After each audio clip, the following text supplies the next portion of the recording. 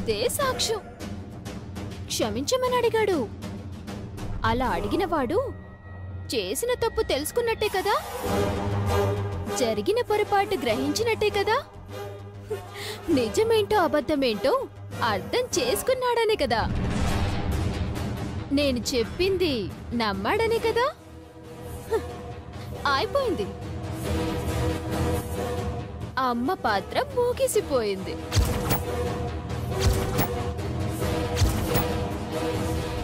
నీ నాటకానికి శాశ్వతంగా తెరపడిపోయింది. నీ కొడుక్కి ఏమొచ్చినా పట్టలేం. ఆగ్రహం వచ్చినా అనుగ్రహం వచ్చినా ఒకే స్థాయిలో ఉంటాయి. ఇప్పుడు ఆగ్రహంతో ఉన్నాడు.